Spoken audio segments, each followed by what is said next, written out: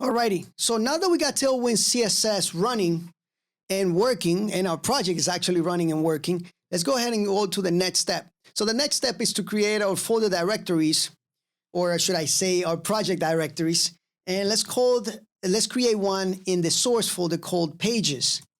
And then inside pages, let's go ahead and create the others. So I'm gonna go ahead and open a new terminal in there. And I'm gonna go into the source and then into pages.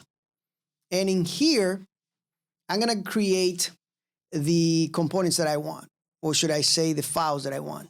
So first of all, we're gonna create, let's go and use touch. We're gonna create, and you can do this manually here in your editor if you don't have these commands. I'm using a Mac. And I recommend to some of you that are using Windows to use the git bash command line interface right here. So that way you can have similar commands as I do, all right, in a Windows computer.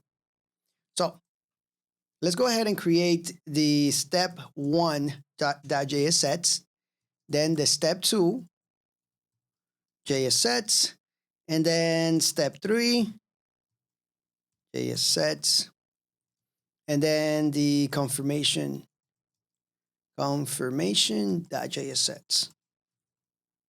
All righty, so that's created. Great. That's perfect. Let's go back in here. Let's go to app.js at file. And let's go ahead and create the route real quick here. So let me take this logos out of there.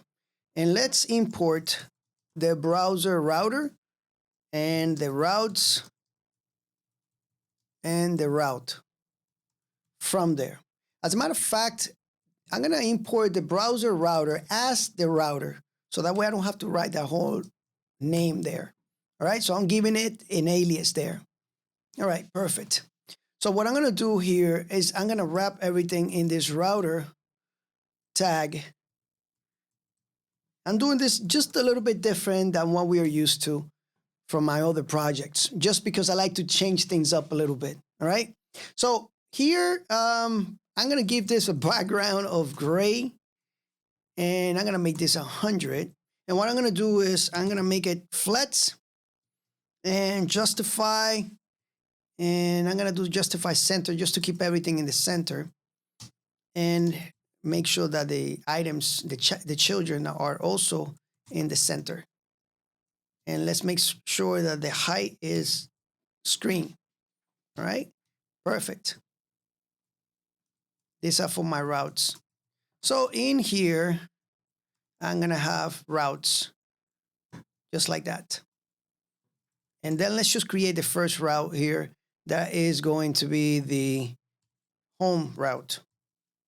So the path is of course going to be the / and the element here is going to be step 1. So let's go ahead and real quick, just create the first one here. So, and this one is called step 1. Let's go ahead and return some JS sets. And let's just say this one here would be step 1. Perfect. Let's go back in here. And I'm gonna import step 1 just to make sure that we are able to see that guy down here. All right, so let's go and do step 1. Okay. Make sure your server is actually running. All right. And you can see now that we have the first component here. Step 1 is actually showing. On the next lecture, we're going to finish up, creating the rest of the components and showing them on the screen here, or at least, completing the routes so that way we can see those components working. And then we're going to jump into the next lectures after that, where we create the forms, each individual step until we finish the application. It's going to be a short and nice, course series here for creating a multi-step form using React.js and the React router. I'll see you guys on the next lecture.